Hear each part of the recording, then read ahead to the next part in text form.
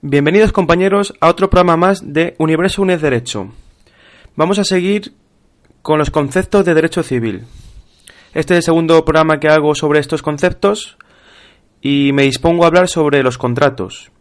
Os voy a hablar un poquito así de manera general sobre 7 contratos que son los más típicos que están dentro de nuestro Código Civil.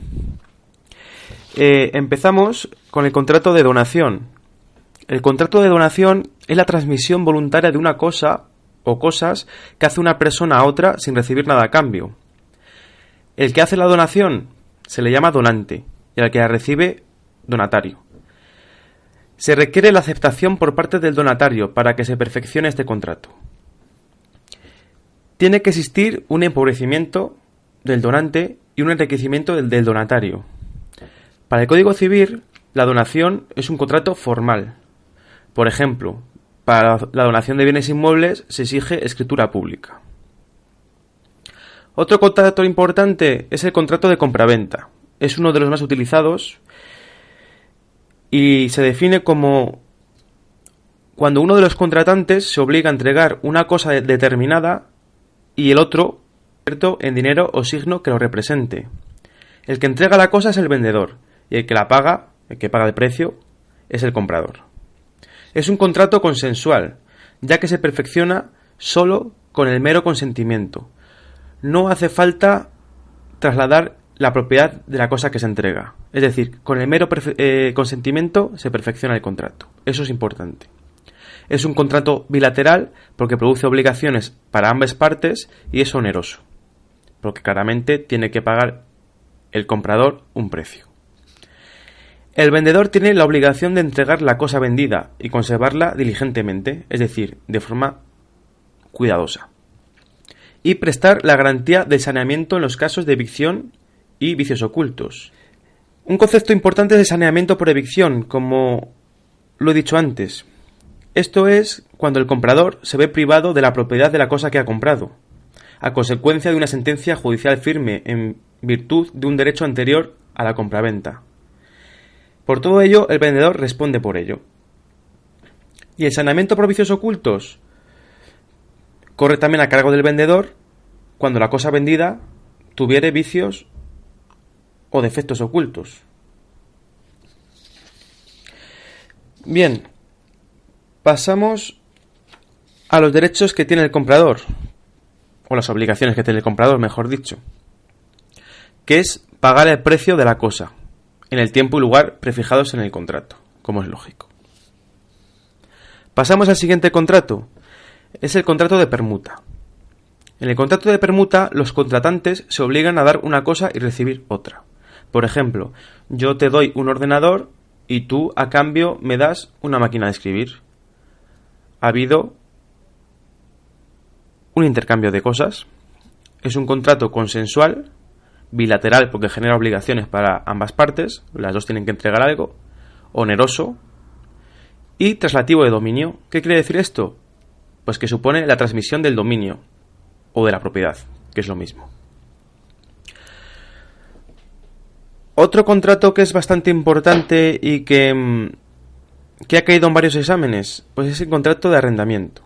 Es un contrato complejo, ya que hay muchos tipos de arrendamiento de obra, de viviendas, etc.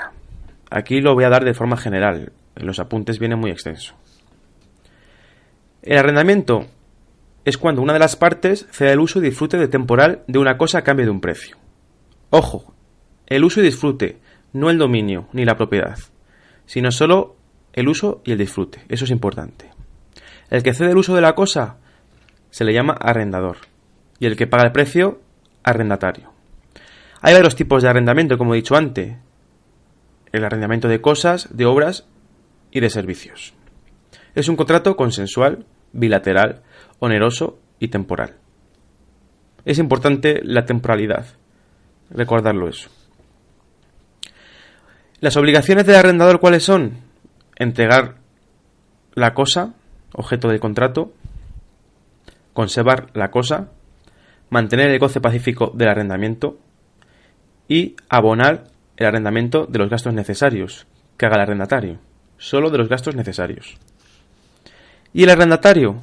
pues tiene que pagar el precio, usar la cosa como se haya pactado en el contrato, responder del deterioro a no ser que no sea culpa suya, es decir, del arrendatario, y devolver la cosa a finalizar el contrato, el arrendamiento. Pasamos al mandato. El mandato es el contrato por el cual se obliga a una persona a prestar algún servicio o hacer alguna cosa por cuenta o encargo de otra. Es decir, por cuenta del mandante. Las dos partes que se distinguen son el mandatario y el mandante. El mandante es el que realiza el mandato, al que se le obliga a hacer esa cosa. Es un contrato consensual, gratuito si no hay pacto en contra. Es decir, se puede pactar un precio, que naturalmente tendrá que pagar el mandante al mandatario. ¿Qué obligaciones tiene el mandante? Pues tiene que anticipar las cantidades necesarias para la ejecución del mandato, indemnizar los daños y perjuicios ocasionados al mandatario, pagar al mandatario la de retribución si así se pacta. Y si hay varios mandantes, estos quedan obligados de forma solidaria frente al único mandatario. Es decir, esto quiere decir quedar obligados de forma solidaria en que el mandatario, por ejemplo, si se ha pactado un precio, pues puede exigir ese precio tanto a uno, a dos, a tres o a los mandantes que haya, a cualquiera de ellos. Y este tendrá que pagarle el precio en su totalidad. Precio o retribución me refiero. Luego ya los mandantes pues se pondrán de acuerdo a ver qué cuota se tienen que pagar entre ellos, qué porcentaje tienen que pagar, etcétera. Pero el mandatario recibe la retribución y se lo puede pedir a los mandantes de forma solidaria. Es importante eso. Las obligaciones del mandatario, pues el mandatario tiene que ejecutar el mandato con las instrucciones dadas por el mandante. También tiene que pedir cuentas de sus operaciones al mandante y abonarle lo que haya recibido por el mandato. Y si existen varios mandatarios, no hay responsabilidad solidaria, si no se ha pactado o expresado dentro del contrato. Este último punto es importante porque antes había responsabilidad solidaria, pero en caso de que haya varios mandatarios, no existe la responsabilidad solidaria. Será mancomunada. Otro contrato, el contrato de préstamo.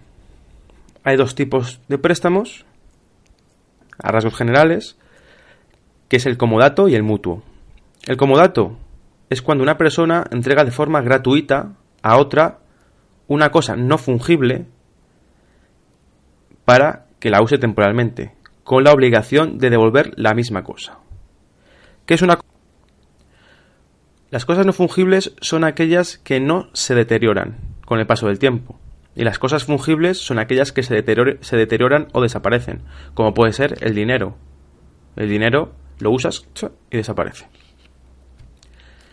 El mutuo, que es otro tipo de préstamo, es el préstamo en sí. Es cuando una persona entrega a otra dinero o otra cosa fungible, daros cuenta. Fungible, ahí está la diferencia entre el comodato, y que se devuelva en un tiempo otro tanto de la misma especie y calidad. Es decir, por ejemplo, una cosa fungible, como hemos dicho, el dinero, se tiene que devolver pues, el mismo dinero y la misma moneda. Pasamos al siguiente contrato. Es el contrato de depósito. También hay varios tipos. Aquí os he señalado los dos más importantes, que es el depósito voluntario y el depósito irregular. El depósito voluntario, el objeto de este tipo de contrato es que el depositante entrega una cosa para que el depositario la guarde o la custodie. Se llama voluntario porque el depositante hace la entrega de forma voluntaria. Luego estaría el depósito necesario, que el depositante, pues la entrega de la cosa no la hace de forma voluntaria.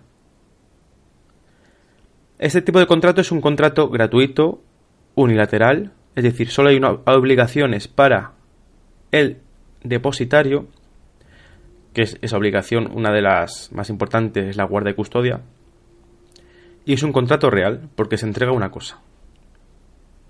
Ahí está la diferencia de este contrato que es real con el contrato de compraventa que es consensual. Porque un gran error que se hace dentro del contrato de compraventa es que se dice que es real. Pero como he dicho antes, no es necesario la entrega de la cosa, de la propiedad, del dominio, para perfeccionar el contrato. En el contrato de depósito sí, pero en el de compraventa no. Solo con el mero consentimiento se perfecciona el contrato de compraventa. Eso es importante.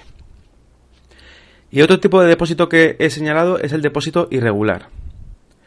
La cosa que se entrega es una cosa o cosas fungibles. Principalmente es el dinero. Y el depositario puede usarlas o consumirlas y tiene que restituir otras de la misma cantidad y calidad. Es decir, en el depósito irregular, el depositario puede usar las cosas. Incluso puede ser propietario de dichas cosas.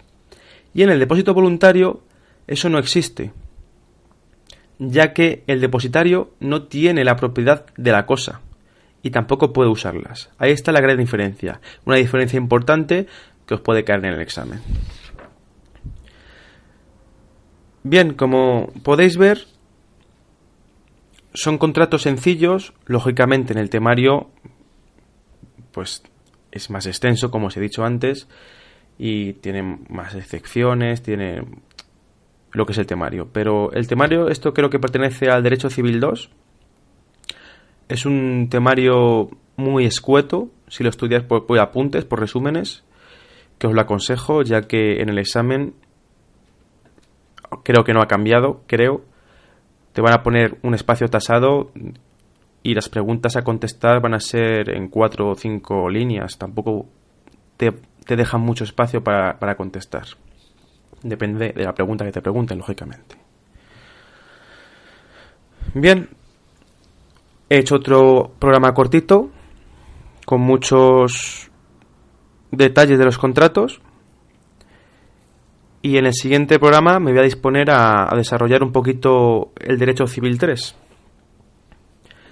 Como siempre, muchas gracias por escucharme y espero que os haya servido para algo. Nos vemos en el siguiente programa. Estudiad.